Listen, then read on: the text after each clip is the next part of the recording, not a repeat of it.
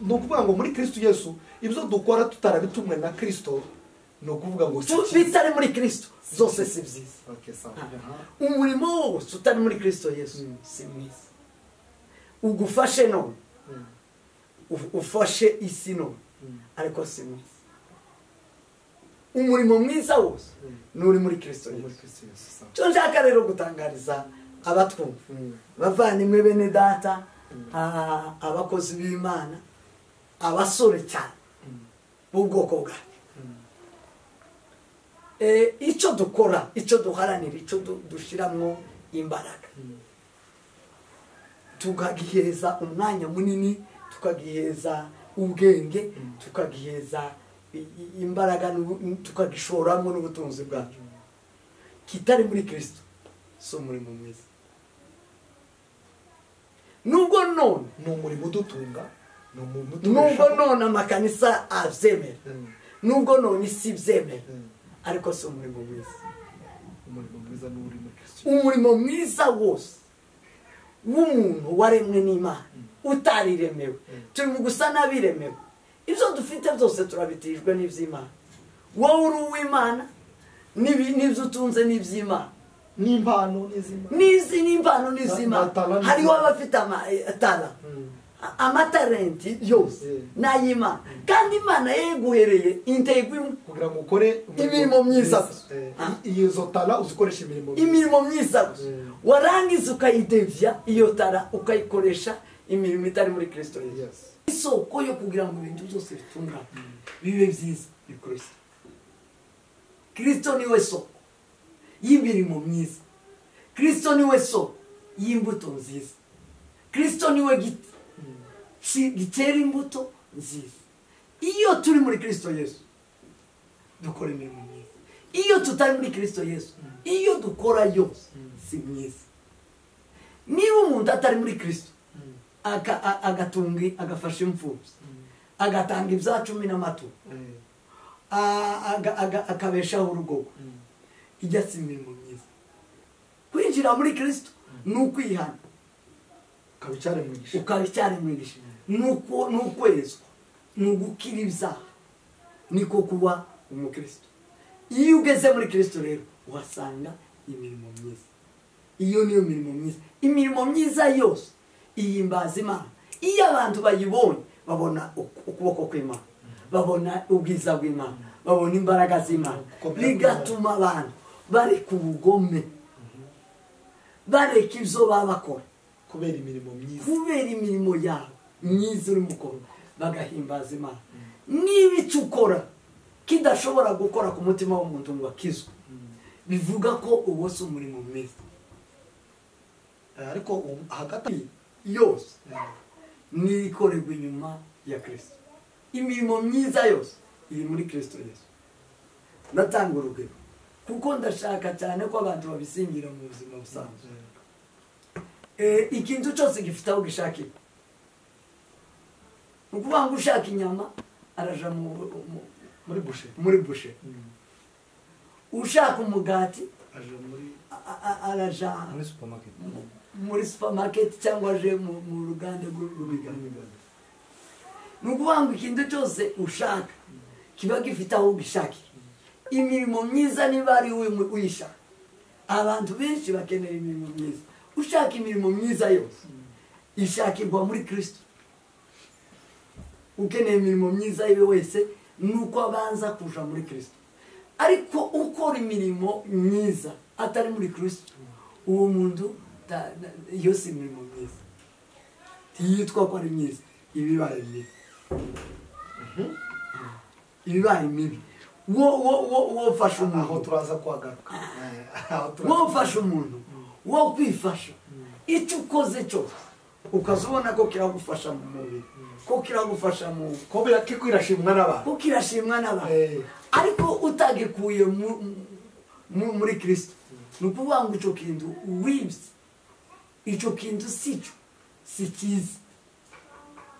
Kuko icyiza cyose kibarizwa muri supermarket yitwa Kristo, kibarizwa mu isoko yitwa Kristo, kibarizwa mu muntu witwa Kristo. Inyuma ya Kristo nta mirimo myiza irimo, iyo niyo twari. reka tuguhe ikaze wowe udukurikiranye muri iki kiganiro umva usobanukirwe duhora ducisha kuri The Kingdom TV. Murabizi tumaze iminsi dutanga ikiganiro cyitwa umva usobanukirwe. uyu munsi wa none turi kumwe nanone na Apotre aza kutuganiriza, afite ijambo uyu munsi atuganiriza. Wenda turagenda tumubaza ibibazo, ariko uyu munsi niwe ufite ijambo nyamukuru. Murabizi ko akenshi twe tukunze gutanga ijambo hanyuma umutumirwa wacu akagenda ariganiriza abantu, ariko uyu munsi noneho niwe ufite ijambo aganiriza abantu, noneho twebwe tukaza kugenda tumubaza ibibazo. Rero twongere tubahe ikaze, kandi nanone tunabashimira cyane ko dukunda mugakunda n'ibiganiro byacu, mugenda mubikurikirana ndetse mugenda munatwandikira na comment, turazibona zanyu kandi turabishima rwose. Hasigaye ndatinze, rero tugiye kwinjira mu kiganiro nyirizina, ariko mbere yuko tucinjiramo mu kiganiro, murabizi ibyo dukora byose tubikora ku bw'icyubahiro cy'Imana. Tugiye gusenga hanyuma twinjire mu kiganiro cyacu cy'uyu munsi. Reka dusenge. Turagushimira Mana kugira neza, gukomera kwawe kurahambaye, waremye isi n'ijuru, urema abantu, natwe ubwacu dushiramo kugira ngo tubere umugisha amahanga, tuvuge ibyanditswe byawe, dusobanurire abantu ibyo badasobanukirwa bijanye n'ijambo ryawe, kugira ngo kuri kwawe kw'ijambo ryawe kugenda hagaragara, abibwira ko bari mu kuri, abibwira ko basobanukiwe, abibwira ko bamenye, ahubwo ijambo ryawe ribakubite hasi, ribereke ko ukuri konyine agutangwa nawe. Turagushimiye rero ko tugiye kwinjira mu kiganiro, ugiye kubana natwe, kandi n'abazadukurikiranira kure cyangwa hafi bizagire icyo bihindura ku buzima bwawe. Urakoze Mana ko tugiye kubana nawe, kandi Mana ugakomeza kubana natwe muri iki kiganiro. Ni mu izina rya Yesu Kristo umuntu tubisabye, amen. Murakoze cyane Apotre, urakaza neza muri iki kiganiro cy'uyu munsi. Ndabizi kiraza kuba ikiganiro cyiza, ikiganiro tuza kuko nditumuba n'icuza kutubwira, ariko ndabizi ko ijambo rivuye iwawe ni ijambo riza kugirira abatwumva akamaro. Murakoze cyane rero Apotre, Imana iguhe ijambo ni ryawe, ushobora guhita utangira kutuganiriza. Murakoze cyane bene data bakora kuri Kingdom TV, umva usobanukirwe, cyane cyane habonekaho nyine data ashaka. Imana yo mu ijuru ibaho umugisha mwinshi. Ndashima Imana cyane y'umwami wacu Yesu Kristo yaduhaye uyu mwanya mwiza wo kuganira namwe. Nimvisemo kuganira namwe hejuru yo kumenya icyo Imana idushakaho muri iki gihe. Ndebye ibyo tuvugiyemo n'ibyo abantu bashishikariye cyane, mbona ko turateshwa ubushake bw'Imana ku buzima bwawe. Mbirebye n'abangurika tuzobiganire, cyane cyane n'abasore bari ubu ngubu, tutaretse n'abasaza n'abakecuru nabo nuko. Nze kuvugaho bukeya ibi bisa nkaho turi mu bushake bw'Imana kandi tutaburimo, kandi ari ubushake bw'Imana bwo kurema k'umwana w'umuntu. Rero nibyo nibwiraga ko nuganira namwe gato. Dusomye twifashishije igice kimwe gusa muri Bibiliya, turagenda twinjira mu bindi, ariko ariho dushingira. Mu Baefeso, urwandiko Pawulo yandikiye Abaefeso, ibice 2 umurongo wa 10. Bibiliya iravuze ngo kuko turi abo yaremye, ituremeye imirimo myiza muri Kristo Yesu, iyi Imana yiteguriye kera kugira ngo tuyigenderemo. Amen. Iryo ni ryo jambo nifuje ko tuganiramo, ijambo rimwe ryo kumenya ubushake bw'Imana ku buzima bw'umuntu. Umuntu wese ngo amenye icyo Imana imushakaho. Kenshi dukunda kuba dufite icyo dushaka ku Mana, ariko ndawe uratekereza amatekereza ati si Imana irashaka ubugombe bw'Imana kuri nde.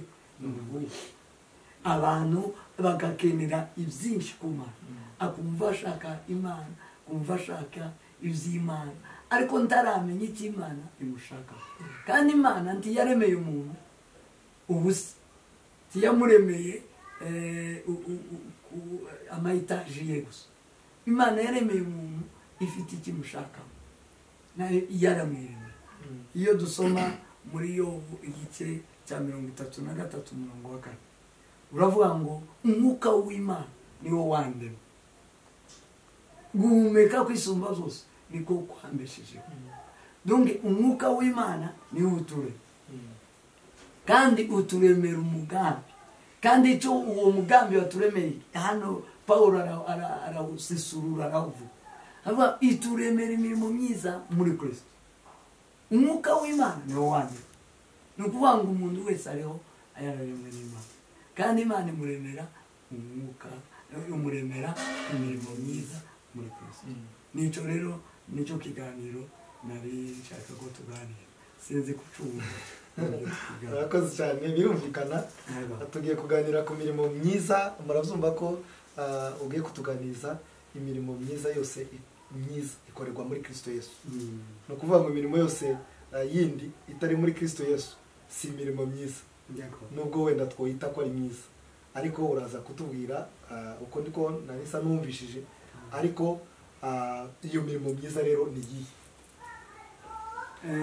imirimo myiza ikorerwa muri Kristo Yesu ikorerwa muri Kristo Yesu urakoze cyane naringize ngo mbanze mbaheze gatoya ku kijanye narimvuze ko icyo ugomba kumenya itangazo ni ihame ni Yobu wabivuze ibice 33 umurongo wa 4 umwuka w'Imana niwo waturemye twaremewe Imana icyo wamukimenya ko waremewe Imana twaremwe kubw'intego twaremewe Imana umwuka w'Imana niwo wandemye guhumeka kw'Imana niko Imana yaturemye kubera impamvu yaturemeye impamvu niyo yaturemye icyo turacumvikanyeho twese ko ari Imana yaturemye n'Imana yakuremye niyo yandemye kandi icyo ufite ni ikikugirira umumaro niba iyo karama ari iyawe niyawe igufitiye umumaro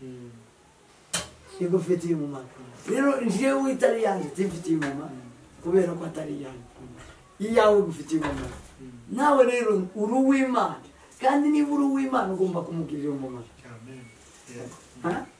ugomba kumugirira umumaro rero Imana tuyigirire ni imirimo myiza yaturemeye iyo kuko niyo yaturemeye yaratwiremeye ituremeye imirimo myiza niyo turibuze kuvuga iyo mirimo myiza hari imirimo iyo bavuze imirimo myiza haba hariho n'imirimo mibi birumvikana imirimo mibi yose ni ikorerwa inyuma ya Kristo imirimo myiza yose iri muri Kristo Yesu ndatanga urugero kuko ndashaka cyane ko abantu babisingira mu buzima busanzwe ikintu cyose gifite aho gishakira ukuvuga ngo ushaka inyama araja muri bushe ushaka umugati araja muri supermarket cyangwa aje mu ruganda rw'imigati ni ukuvuga ngo ikintu cyose ushaka kiba gifite aho gishakira imirimo myiza niba ari uyishaka abantu benshi bakenera imirimo myiza ushaka imirimo myiza yose ishakirwa muri Kristo ukeneye imirimo myiza yiwe wese nuko abanza kuja muri Kristo ariko ukora imirimo myiza atari muri Kristo uwo muntu yose imirimo myiza yitwa ko ari myiza ibibaye mibi ibibaye mibi wo fasha umuntu aho turaza kwagaruka wo fasha umuntu wo kwifasha icyo ukoze cyo ukazubona ko kiragufasha mu mubiri ko kiragufasha mu ko kirashimwa n'abantu ko kirashimwa n'abantu ariko utagikuye muri Kristo ni ukuvuga ngo icyo kintu wibye icyo kintu si cyiza kuko icyiza cyose kibarizwa muri supermarket yitwa Kristo, kibarizwa mu isoko yitwa Kristo, kibarizwa mu muntu witwa Kristo. Inyuma ya Kristo nta mirimo myiza irimo. Iyo niyo twari kandi ngo tuyigenderemo igihe cyose. Sinzi ko abantu tumwumvishe. Turaza kugaruka wenda ku bibazo tugenda tubaza. Yes. Cyangwa nimba utwemereye twagenda tubaza ikibazo tukiraho. Wombaza cyane. Wombaza. Okay, gawe kuko imirimo myiza tuyisanga henshi muri Bibiliya itwereka ko iva muri Kristo Yesu. Iyo dusomye Paulo yandikira Timotheo wa kabiri igice cya kabiri murongo wa 21. Igice cya kabiri murongo wa 21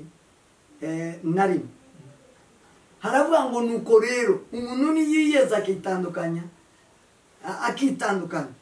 n'ibidatunganye azaba abaye ikintu cyo gukorera iby'icyubahiro.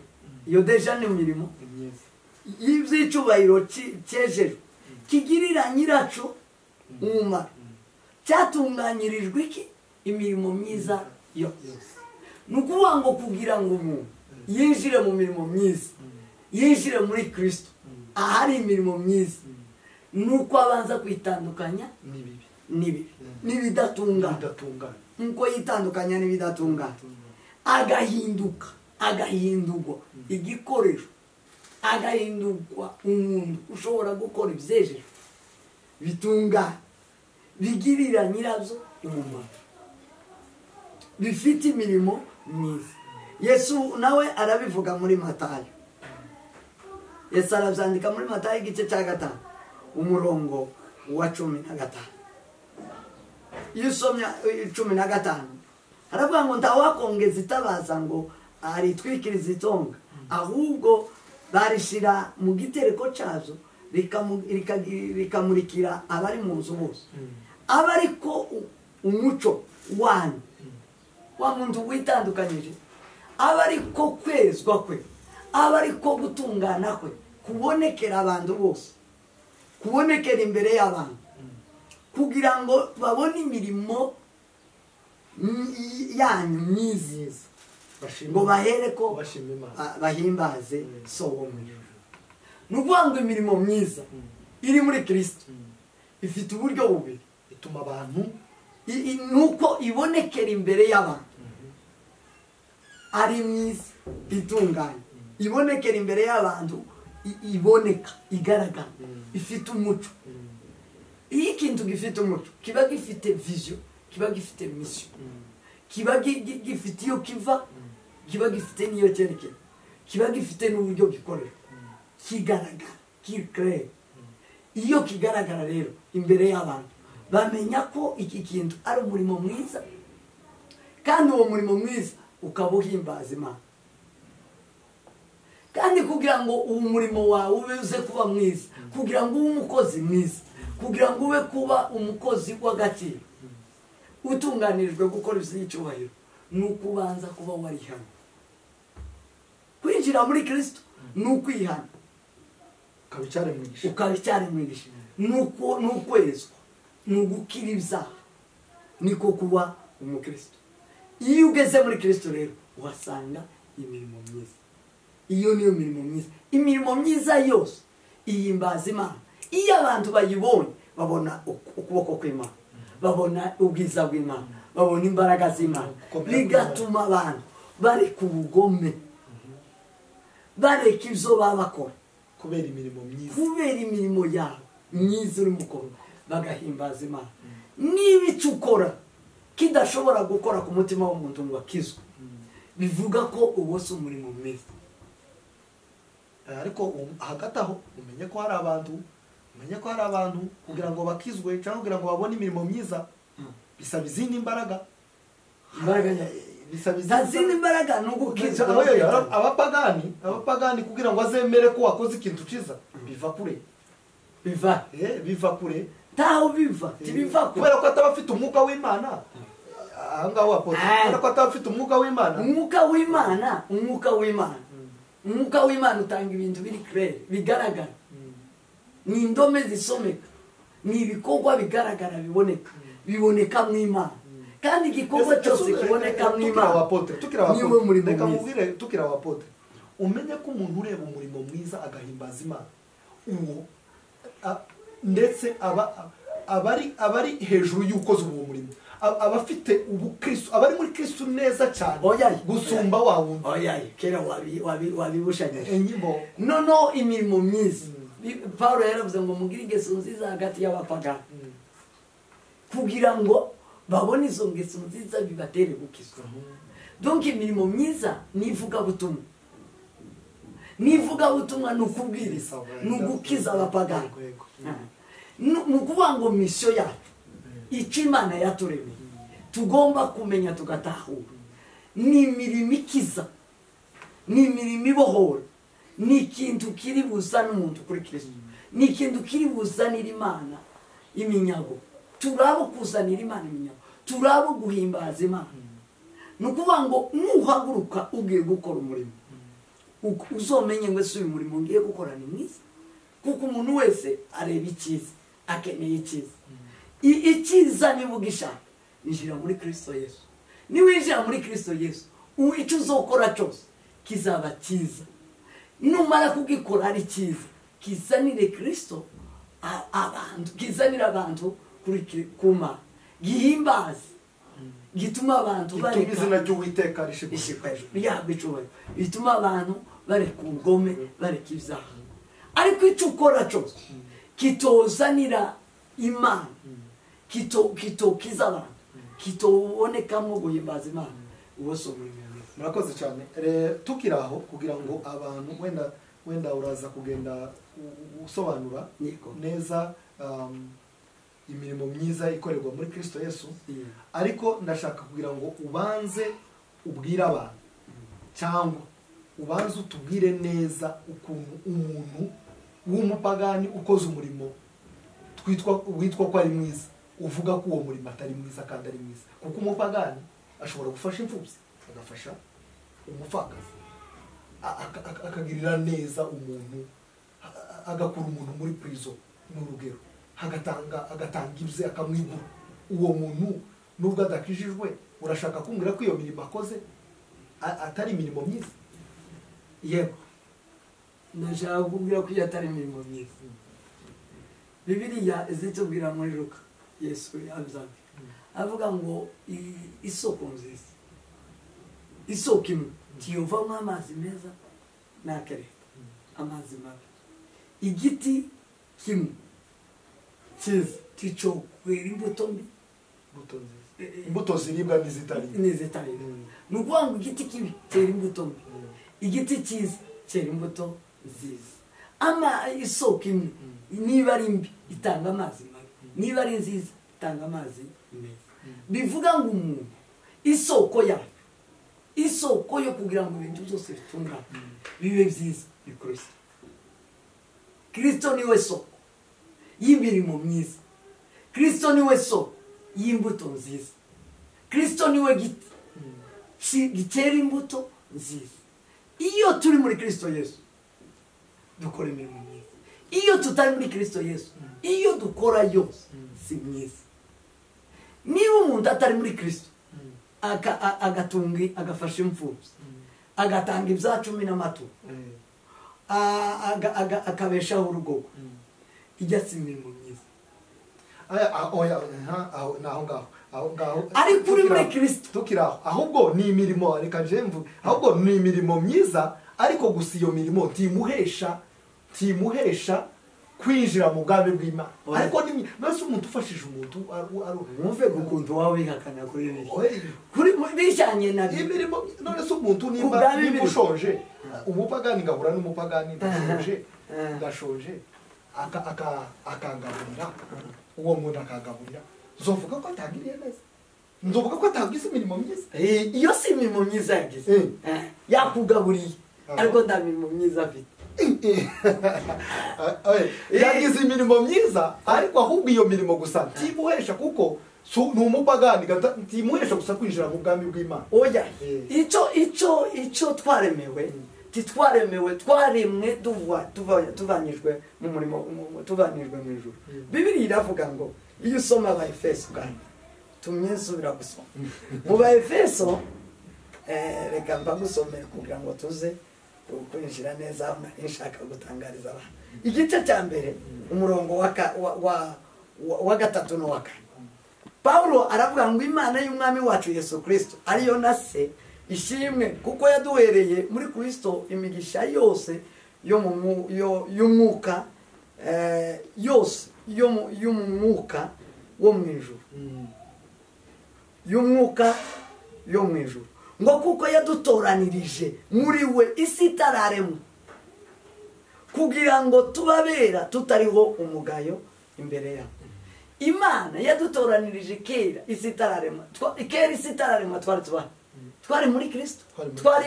ku Mana rero twari mu ijuru icyatuzanye ino rero twaje muri mission twaje kubw'intego kubwa vision yiki gukora imirimo myiza yo gukora imirimo myiza muri Kristo Yesu rero iyo ushino tukora iyo mirimo myiza muri Kristo iyi Imana yiteguriye kera bivuge ko nta mirimo myiza urimo gukora iyo ukora indi yose itari muri Kristo Yesu mu yandi magambo si mirimo myiza kurugero ngutumye uvuya ngendera muri Kongo uje muri Kongo ushiki Buvira unzanire Buvira unzanireyo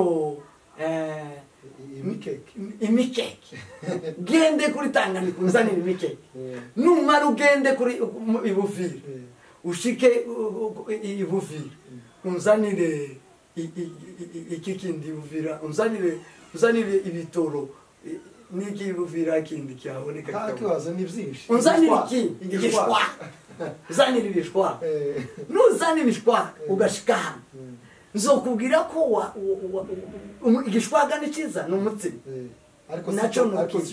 ariko sico nagutu ivuge ngo wakoze umurimo mwiza oyaye utari mwiza kandi cya gishwaga urashikange ukizana kiradufasha kuko byose byari biribwa byari byo kurya bigahaza umuntu umukeke nari ngutu tiwahuzanye niwo murimo mwiza ariko wanzaniye iki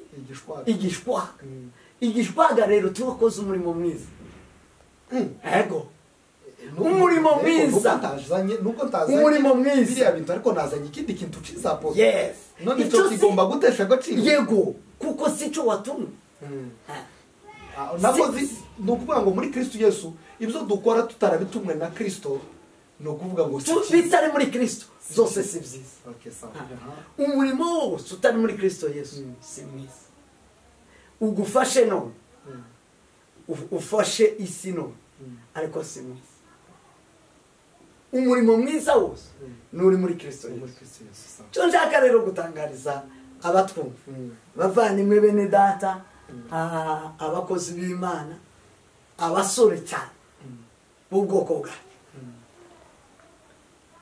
icyo dukora icyo duharanira icyo dushyiramo imbaraga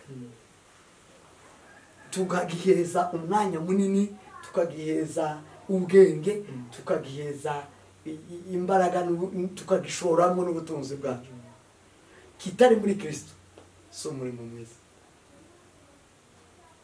nubwo none ni umurimo udutunga nubwo none amakanisa abyemera nubwo none isi byemera ariko si umurimo mwiza umurimo mwiza wose w'umuntu waremwe n'Imana utariremewe turi mu gusa n'abiremewe ibyo dufite byose turabitijwe n'iby'Imana wowe uri uw'Imana n'ibyo utunze n'iby'Imana n'impano n'iz'Imana hariho abafite amatalenti yose n'ay'Imana kandi Imana yeguhereye intego kugira ngo ukore imirimo myiza iyo tala uzikoresha imirimo myiza warangiza ukayidevya iyo tala ukayikoresha imirimo itari muri Kristo Yesu ukayikoresha utari muri Kristo igakorera hanze ya Kristo umenye ko ibyo bintu wari warabihawe n'Imana niyo yakuremye kuko niko Yobu yavuze ngo umwuka w'Uwiteka umwuka w'Imana niwo wandemye Paulo nawe aravuga ngo yaturemeye niyo yaturemeye ituremeye imirimo myiza. Niba talenti zawe, tara yawe, impano yawe, ingabire yawe, ibinyita byawe, amaboko, umutwe, umuhogo, ubwenge, imbaraga, ubusore bwawe butari muri Kristo Yesu, icyo wawukora cyose si cyiza. Nubwo ubu nyine ntabo haguruka ngo babikubwire. Kubera iki? Barabihaha ko birabazanira inyungu ya none, inyungu y'uyu munsi, ariko ejo hazaza uzobazwa n'uwakuremye, uzobazwa n'uwaguhaye iyo tala, n'uwaguhaye izo ngingo, n'uwaguhaye ubwo busore, n'ukurinze. Niko yavuze ngo guhumeka kw'Imana niko kwambeshejeho. Muriho kubw'Imana, ndi muriho kubw'icyo kintu kubwabo murimo mukora. Amen. Ndi muriho kubwabo muriko mukora. Ngashaka gutangariza abavandimwe bene data bahagurutse bafite amacano atandukanye, bafite ibikorwa bitandukanye, bafite impano z'Imana zitandukanye, talenti zitandukanye. Ntabwo tugwanya talenti kuko n'Imana yaziremye.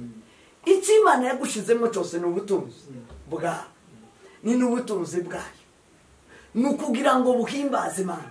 Niba talenti yawe itarimo ihimbaza Imana, niba talenti yawe itarimo ikora imirimo myiza muri Kristo Yesu, ibyo waba ukora byose ni imirimo myiza, ni bibi. Kaba nshaka kugarura bene wacu bavandimwe, barabasekera babazamure, bakuzamure, baguheza ama-views menshi, ariko niba hatarimo guhimbaza Imana utakaje igihe. Kurakora icyo utaremewe, kurakora icyo utaremewe. Umuntu wese yaremewe guhimbaza Imana. Uwakuremya gutezemo karagutegereza ngo arebe ko umuzanira ikintu cyiza, umuzanira umusaruro, umunezeza, umuhesha icyubahiro. Ariko turi kumunezeza umusirikare mwiza, nukora ibyo shebuja yamutumye, nukora ibyo atumwe. Yesu Kristo yabaye mwiza kubera kumvira ibyo yatumwe n'Imana. Turino turi intumwa, wa musore we uri intumwa, niyo talenti yawe, uko kuvuga kwa ni intumwa, iryo jwi ryawe, ayo magambo abangekanye, umuhogo wawe kuririmba ni intumwa. Ari imbere ukakumva bavuga ngo barahimba indirimbo itarimo Imana, itarimo Yesu, itarimo Umwuka Wera. Uhimba indirimbo itarimo Imana, itarimo Yesu, itarimo Umwuka Wera, uwaremwe nande, uruwande. Iyo ndirimbo ugiye kuririmba itarimo Imana, itarimo Yesu, itarimo Umwuka Wera, iyo ndirimbo uyikuye ninde wakuremye? Kuririmbira abantu birumvika. Waremwe n'abantu. Pawulo yaravuze ngo se n'ishimwe ry'abantu, mushaka ishimwe, dushaka ishimwe ryayo. Na Yesu yarabivuze, n'ishimwe ry'abantu dushaka cyangwa n'iry'Imana. Ugomba kumenya originalite yawe, ugomba kumenya indego. Iyo umuntu ibyo akora bitagira agaciro, ni igihe bikorwa bidafite indego, ni igihe akora atazi icyo akora. Kutamenya icyo ukora ni ukutamenya indego n'umugambi, ni ukutamenya icyakuzanye mu isi. Cyatuzanye mu isi, ikidutumye turiho ni uguhimbaza Imana. Kabasaba, amen, kugira ngo tumenye ubushake bw'Imana neza ku buzima bwacu, amen, nuko tubasha kumenya ko twaremewe imirimo myiza muri Kristo Yesu. Imana yabwiye ubwoko bwa Israeli mu gutegeka kwa 2:10 umurongo wa 12, ariho ndangiriza, ari ibintu bitatu yababwiye bagomba kuba bafite. 10:12 yarabwiye ngo none bwoko bwa Israeli, Uwiteka Imana yawe igushakaho iki? Sukubaha Uwiteka, sukubaha Uwiteka Imana yawe, ukagendera mu nzira ikuyoboye zose, ukayikunda, ugakoreshereza Uwiteka Imana yawe umutima wawe wose n'ubugingo bwawe bwose. turi mu gukoreshereza imana imitima yacu yose n'ubugingo bwacu bwose, cyangwa turi mu gukoreshereza iyi mibiri. Abantu bakeneye ifaranga, bakeneye kurya, bakeneye kuzamuka amazina gusumba kuzamura imana. Imana yabo yabaye, ariko aravuga ngo nukubaha Uwiteka. Kubaha Uwiteka, kubaha Uwiteka nibwo bwenge, nukumenya, uba wasobanukiwe, wahekeje. Aravuga ngo nukugendana n'Imana ikuyobora muri byose. Ibyo turimo dukora none n'Imana ituyoboye, tuyobowe nayo. Imana irashaka ngo ukore ibyaha, ukorere muri Kristo. Irashaka ngo ukore imirimo yiteguriye kera, si uri bukore none, si uri buhimbe none. Imana yiteguriye kera, ubundi ndaco muhimbe kuko kibarimo. Kandi ico Imana yakiremye yakiteguriye kera igishira muri shaka. Shaka ngo kuririmba indirimbo, guhimba. Sivyo waremye. Sivyo wowe wabashije kwikorera. N'Imana yavyiteguriye kera kwizabicisha muri kera irabipanga ibishyira muri wowe kugira ngo bikoreshereze imirimo myiza muri Kristo Yesu. Rero icyo dusabwa mbere y'uko ugira icyo ukora, banza uje muri Kristo. Mbere y'uko uhagurutsa ufungura cyano, mbere y'uko ukora talenti yawe uyishyira ku mugaragaro, vuga ngo ese iyi talenti nayihawe nawe, ubusore bwanje nabuhawe nawe, ubusore bwanje naremewe ibi nkora ko ndabikorera muri Kristo Yesu. Muri Kristo ibi ko birahimbaza Imana, ibi ko birazamura Imana quelque part. Ababigana babona Imana bagahimbaza data w'umwisho. Icyo gihe tuzoba twamenye intego yatuzanye. Ibibazo rero Apotre urakoze cyane, reka tugana wenda ku musozo. Ndagenda nkubaza kandi ubu nyine noneho ibibazo ngubaza simbikubaza, nzange nakubaza wowe nyine nkuko ubibona. Uvuze cyano, shaka kukubaza, hariho bari mu gucishaho kuri cyano abahungu basetsa z'amakomedi. Ese iyo barebye basetsa abantu, wowe ntuzi useka, tibiza bikugwa neza, arico bitwaye bavuze ugaseka ugaseka. Guseka ndaco bintwaye tanico bimfashije, nawe ndaco bimutwaye tanico bimufashije, bitari muri Kristo Yesu. Oye aragusetsa, nico tuvuze. Ikintu cyose gifite umumaro, gifitiye umumaro twebwe abari mwisi muri iki gihe nikiri muri Kristo Yesu. Iyo ubirenze na ikibazo ngena nizo nshaka kukwereka kubireba kwanje bitakigwa na Kristo, bitakiriwe ku Mana yakuremye n'imfabusa. Ariko aho kubireba kwanje ndaco na kimwe ngufashije, kuko sinakuremye sinakubeshejeho. Uwakuremye n'ukubeshejeho ni ugomba kunezeza gusumba kunezeza. Tutekereze kunezeza kuko sinakuremye sinakubeshejeho. Uwakuremye n'ukubeshejeho ni ugutezemo ko umuheshe cyo. Aha ariko tukira aragusetsa kubera ko wewe waremwe n'Imana, uri umuntu wayo. No kuvuga ngo ningusetsa nzoba nshekeje umuntu waremwe n'Imana. Umukozi w'Imana yasetse, umukozi w'Imana yaguwe neza. Iyo mirimo uwo murimo akoze uhwanya n'ubusa, ni mubi bikomeye, ni mubi cyane kuko yirengagije ugwamure. Kandi wavuga ko nawe ari muri Kristo Yesu arakijijwe, bakuvuga ko akijijwe, gukizweho twabibonye. Gukizwa n'umuntu witandukanyije icyo cyo kirumvikana. Umuntu wese utaragize icyo yatandukanye nacyo tarakizwa. Imana ikura ubwoko bwa Israheli yabatandukanyije na Egiputa, yabatandukanyije na Farawo, barakijijwe. Yesu aje, uwo ni ufite itorero rya mbere, itorero rya mbere rigizwe na Mose isezerano rya kera rihagarariwe na Mose na marayika nibo bari bashoreye itorero rya kera itorero ryo mu isezerano rishorewe na Kristo nawe yaraje atandukanya abantu n'ibyaha kugira ngo babe bari mu Mana abegereza Imana. Mose yazahuza itorero rya kera abanyisirayeli isezerano rya kera n'Imana. Kristo nawe yaje guhuza itorero abubu n'Imana. Ni umuhuza wacu n'Imana.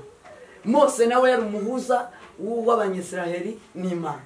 Ni ukuvuga ngo umuntu udatandukanye ntashobora kutabakijijwe.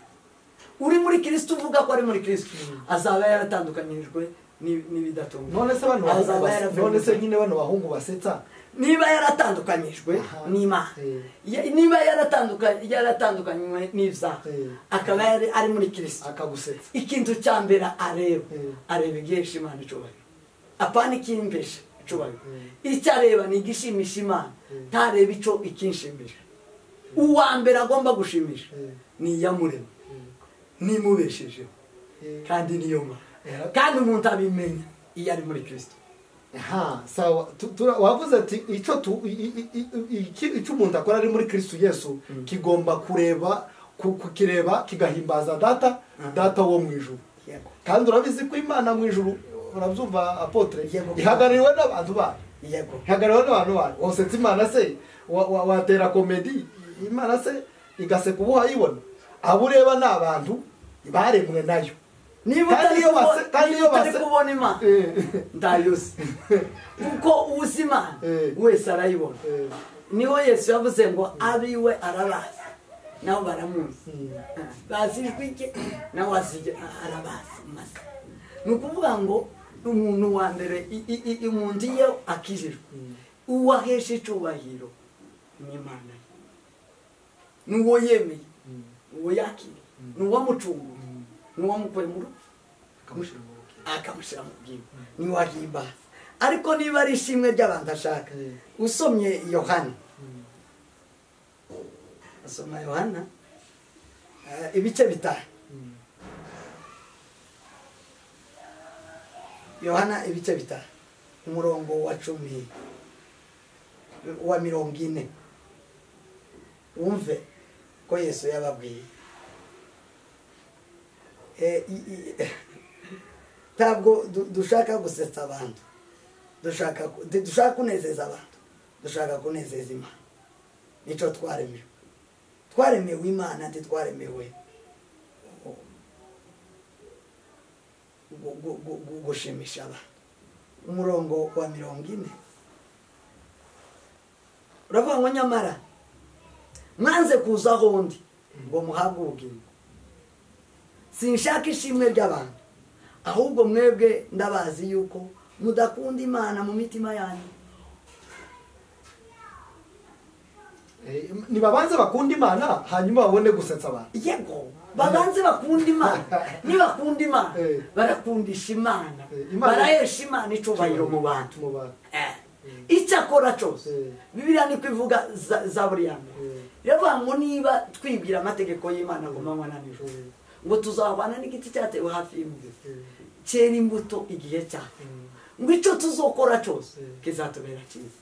Iyo turi muri Kristo Yesu, iyo twubaha Imana, iyo dukunda Imana, icyo dukoze cyose kizagihimbaza Imana. Igumugisha cyane. Nicyo nashakaga kugira ngo abantu basobanukirwe cyane, kuko uri muri Kristo Yesu agasetsa abantu ntakazi, kuko n'abavuga butumwa baza babwiriza kandi bagasetsa abantu. Ndibaza ko nta kibazo. Igikomeye kandi cyiza numvishije mu kubanza kuba muri Kristo Yesu. Ndavuga tara icyo umuntu wese yaremewe, talent yiwe agomba kwikoresha mu guhesha Imana icyubahiro. Yego, yes,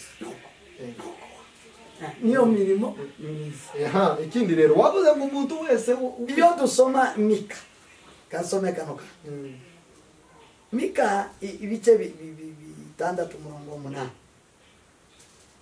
ibice 6 umurongo 8. Bibiliya iravuga ngo yewe mwana w'umuntu we yakweretse ikiza icyo ari cyo, umuntu wese uri muri Kristo Yesu agomba kumenya icyiza icyiza ni kiri muri Kristo, ikitari muri Kristo si cyiza. Habe niyo wosetsa abantu bakaza batembagara mu ndege, nta cyiza wakoze utari Kristo, kubera kutari muri Kristo Yesu. Aravuga ngo yewe mwana w'umuntu yakweretse icyiza icyo ari cyo. Icyo Uwiteka gushakaho ni ugukora ibyo gukiranuka no gukunda kubabarira no kugendana n'Imana yawe wicishije bugufi. No gukunda kubabarira no kugendana n'Imana yawe wicishije bugufi. No kubaha Imana. Iyo dukiranuka umuntu agomba kureba ibyo ndimo nkora birakiranutse, biratunganya imbere y'Imana. Kindagendana n'Imana muri urugenzi, muri aka kazi ndimo, muri iyi talenti yanje, muri ubusore bwanje, kindagendana n'Imana. Barishuwa urishuwa kwa ugendana n'Imana.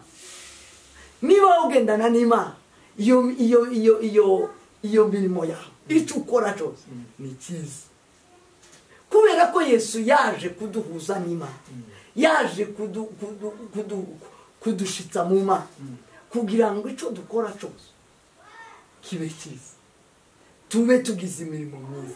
Kandi no icyo tubereye hano ni imirimo niyo igaragaza ubwami bw'Imana. Turino turindi wino. Yesu yaravuze azamutse mu ijuru, aravuga ngo abo wambaye, Yohana 17, asenga ryasengesha asengera abari mu ubugingo n'ubukwa abantu bakamenya na data mu ijuru. Ukomeje ririya ni isengesho yazasengera abo Imana yamuhaye. Aravuga ngo abo wambaye bose mwana ndabasabira ngo ubarindire mu isi, sinsabye ngo bakuremo, kugira ngo bagaragaze imirimo myiza, kugira ngo bakore ya mirimo. Sinsabye ngo bakure mu isi, ubarindire mu isi, kugira ngo baze kugaragaza imbaraga z'Imana. Urarinzwe wowe, uri mu isi urindiwe kugira ngo ukore imirimo myiza muri Kristo Yesu. Nicyo gituma uriho rero, kugira ngo ugire imirimo muri Kristo, kugira ngo ugire imirimo myiza ari cyo urindiwe mu isi, injira muri Kristo Yesu. Mwihane, mukizwe, mwakire Kristo, mubone kugira icyo mukoze mu isi. Icyo ukora cyose mu isi udakijijwe, iyo ni imirimo y'imfabusa, ntacyo waziye mu isi. Uburi ntacyo waziye mu isi. Uje mu isi uw'Imana izi ireba kandi iha agaciro. Nubwo tutabivuga, benshi turabitinya, abapasiteri barabitinya kubera ngo murabaheza ibyacu n'amaturo. Tiyo kubwira icyaha kubera ko ufite amaturo, tiyo nagucaha kubera kumuzanira icyacu. Ariko Bibiliya irabivuga muri Matayo 23:25, acyaha abafarisayo. Arabwira ngo mw'abafarisayo mwakomeje idini, hano ibyinshi ni amadini, bakomeje idini bakaka abantu ibyacu n'amaturo, ariko ngo batababwira Kristo. Arabwira ngo mwari mukwiye gutanga ibyo, ngo na bya bindi mutaretse gukizwa. Gukizwa niko kwa mbere, ibi bikabona gukurikiza. Imirimo myiza yose ntiri hanze ya Kristo. Ikiri hanze ya Kristo cyose ni imirimo mibi. Imirimo myiza yose iri muri Kristo. Ab'Imana yaremye, kandi uri uwo Imana yaremye. Aho uri hose Imana yarakuremye. Ese tukiraho apotre uvuze neza, uvuze ati abapasiteri ntibabwira abantu ukuri navubaze. Ese umupagana akuzanye ituro wamubwira ngo yarisubizeyo ubanze uje gukizwa? Icyo ni kimwe. Cyangwa waryakira ariko warabiza ukabona kumubwiriza ukamubwira ati nubwo umpaye amatu ndamugisha kubera ko iyi mirimo ukoze tiri muri tuyikoreye muri Kristo Yesu, bibaye impfa gusa. Ese ibyo muzamubikora? Shaka zikiri twebwe ifaranga kuko ndabizi kuzakira no kuzimusubiriza, kuzimuhereza tacho nanone tacho ziranzi iwe gutanga. Twebwe titwanga bata oya yepi, hariho umugisha wo gutanga, hariho umugisha wo gutanga, unazakira, hariho umugisha wo gutanga. Umugisha wo gutanga Yesu yaravuze ngo siyigeze atoranya avuga ngo abapagani n'abakristo aza ngo gutanga wese umugisha kuruta guhabwa. Uwo mugisha yaravuze ni umugisha tuvuga ni umugisha wo kumenya Kristo, wo kumenya Imana. Ubundi abakora neza bose imirimo myiza yose iri muri Kristo. Bariya ni abaforoderi, abakora umurimo mwiza atari muri Kristo ngo umumarire ntacyo umumari. Ni ukuvuga ngo umuntu ugomba gukora umurimo mwiza n'uri muri Kristo. Rero mu gihe yazanye zo faranga zazakiye, faranga z'abapagani zazirigwa n'abakristo. Ifeza n'izahabu n'ivy'Imana n'ivy'inzu y'Imana. Nimba atagize ubwenge bwo kumenya ko agomba kubanza kuja muri Kristo, n'ivy'Imana habe na Yesu bamwatse umusoro. Yamabwira Petero ngo niruke mu nyanja ngo afata urufi agwazamure akure mu ifaranga. Ifaranga siziwe na n'iz'Imana. Azizanye n'iz'Imana. Ifaranga n'iz'Imana azizanye. Ariko warenzaho ukamubwira. Turababwira n'ubunyi ataranazisa. Turababwira ko gukora imirimo myiza nikorerwa muri Kristo. Umurimo wa mbere banza wakire Kristo. Nushika muri Kristo uhakoreriye iyo mirimo yose. Icyo Imana yaguhaye, imbaraga ufite, ubusoro ufite, ubutunzi ufite, ubwenge ufite, talent z'uburyo bwose ufite uzikoresha. Winjira muri Kristo Yesu, winjira muri Kristo Yesu, hanyuma ibyo ukora cyose cyiza kugira ngo cemerwe, kuko icyemewe ni igikorerwa muri Kristo Yesu. Icyo mvugira amadini, amadini yanga kukubwira ukuri akaguma akakuvoma ifaranga akwereka ko uri mukuri. Ntabwo uri mukuri iyo utari muri Kristo Yesu. Ukuri no kuba muri Kristo. Icyo ukora cyose utari muri Kristo nta kuri ufite, kuko muri Kristo niho harimo umuco, niho wakwereka neza ibyo uri gukora ko byemewe n'Imana, ko byakirwa n'Imana, ko bitakirwa n'Imana. Murakoze cyane. Ikiganiro cyacu cyari ikiganiro cyiza. Mbere yuko wenda dusoza kino kiganiro ndagira gusa ngo abantu bamenye neza ko imirimo yose ikorwa itari muri Kristo Yesu aba ari impfa gusa. Yewe wa muntu we ufite talent yawe banza ukizwe, banza uje muri Kristo Yesu kugira ngo icyo ukora cyose ugikore cyemewe n'Imana. Ariko nubikora ibyo ukora byose witwa ko ari byiza, ufashe imfubyi n'abapfakazi, ugirire neza umuntu, ariko utarakizwa, utaramenya Yesu Kristo, iyo mirimo ni impfa gusa, kuko Yesu Imana iharura imirimo myiza yose kuko yakorewe muri Kristo Yesu. Niko ijambo ry'Imana ryatubwiye. Ndagira ngo nibyo apotre yasobanuje cyane. Rero dusoza ni nacyo Imana igushakaho. Ishaka ko Imana yaduhaye, ishaka ko ibyo Imana yaduhaye tubikoresha neza, tukabikoresha muri Kristo Yesu. Ariko tubikoze nyuma ya Kristo Yesu nubwo tuzitwa byiza. Mureke mbabwire n'ikindi kimwe gikomeye cyane. Murazi ko hariho abantu bitwa imfura. Hariho umuntu uza witwa ngo imfura, hakabaho n'umukristo. Imfura zigira neza pe, ariko imfura ntizogenda mu ijuru kubera ko ngo ari imfura. Umuntu azoja mu ijuru kubera ko yakijijwe, kubera ko yamenye Yesu Kristo. Umuntu ndazagenda mu ijuru ngo kubera ko ari imfura, ngo yari imfura uriya mugabo yagaza atanga ibyiwe, yagaza afasha abantu. Icyo ntikizakujana mu ijuru. Kizakujana mu ijuru ni ugukizwa, imirimo yawe ukayikorera, imirimo myiza ukayikorera muri Kristo Yesu. Rero nimukizwe, muje muri Kristo Yesu, hanyuma mukora imirimo myiza kugira ngo imirimo yanyu yemerwe. Ariko nimba ubikoze utari muri Kristo Yesu, ukavuga ngo jewe ko ndakora imirimo myiza, uzahabwa umugisha wo gukora, wo gutanga, kuko umugisha wo gutanga urukwawo. Ariko imirimo myiza yemerwa na Yesu Kristo yo tayo uzobona, kuko imirimo myiza ikorerwa muri Kristo Yesu. Ndagira ngo nuko apotre. Rero turangize tugushimira, wakoze cyane. Imana igumugisha. Ubutaha ndumva harayandi mavuta yo kuzana ibiganiro. Reka noneho tukurekere ico gikorwa, uzutuzana ibiganiro hanyuma twe tukubaza ibibazo kugira ngo dufashe bari abantu. Ushobora gusenga hanyuma ikiganiro cyacu tukagisoreza hano. Tunabashimira mbere yuko asenga, turabashimira abakurikirana channel. Nuko nyine iyo tuvuze ngo channel muri iyi minsi abantu benshi bamaze iminsi bavuga channel, ariko abakurikirana kino kiganiro kuri The Kingdom TV, mukore share, mukore subscribe, hanyuma mubisangiza n'abandi bantu kandi mukore na comment kugira ngo tujye tukomeza tubazanire ibiganiro byiza. Imana yo mu ijuru ibaho umugisha. Reka Apotre dusengere kandi niba hari ijambo yabwira abadukurikiranye mbere yuko asenga, hanyuma turangiza ikiganiro cyacu. Murakoze cyane. Murakoze cyane bene data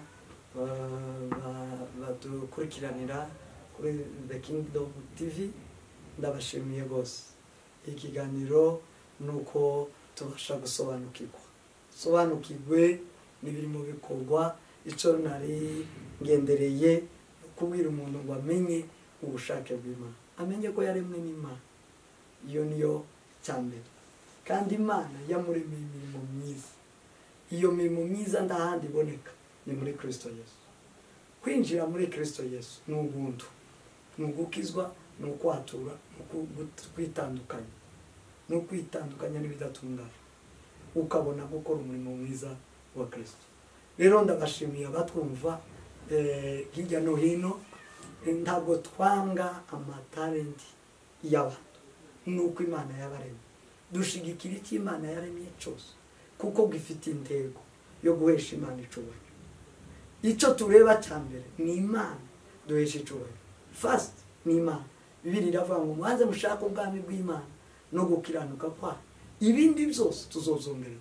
Mureke kurarikira ifaranga, mureke kurarikira ibyubahiro, mureke kurarikira kuvugwa.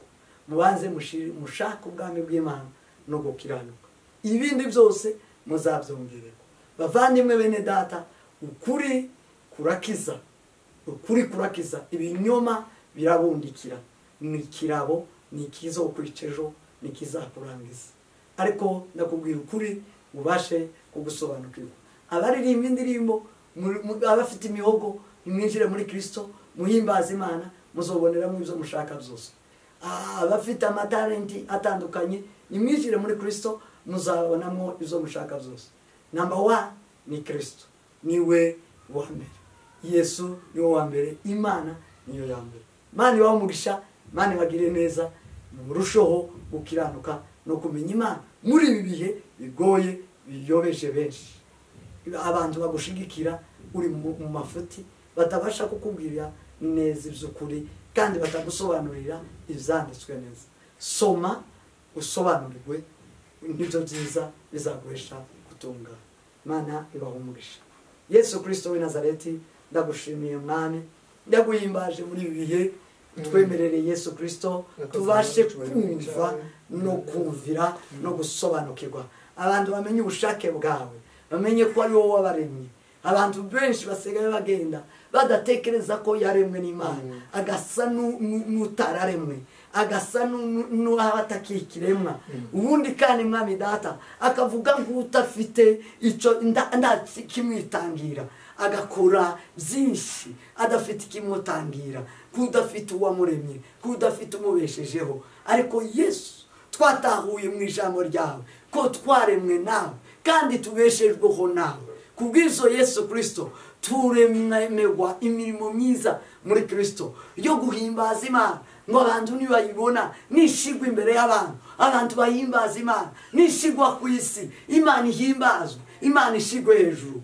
Yesu Kristo w'i Nazareti, duheshe twese gutahura ibyo. Hesha abasore bikigiye kubitahura, hesha amatorero kubitahura. Mwami Data, bave mu madini. Mwami Yesu Kristo w'i Nazareti, bamenye, bahamagagwe n'Imana, bitabe Yesu Kristo w'i Nazareti, basobanukirwe. Ndagushimiye Kristo, umwana w'Imana isumba byose, uduhaye uyu mwanya. Wezagire The Kingdom TV, uhezagire Mwami Data, abakozi b'Imana bakora, ubaho umugisha, uyagure kubw'icubahiro cyawe. Turagushimiye kubw'uyu mwanya, ni mu izina rya Yesu Kristo twizeye. Amen. Mana ibahe umugisha. Amen.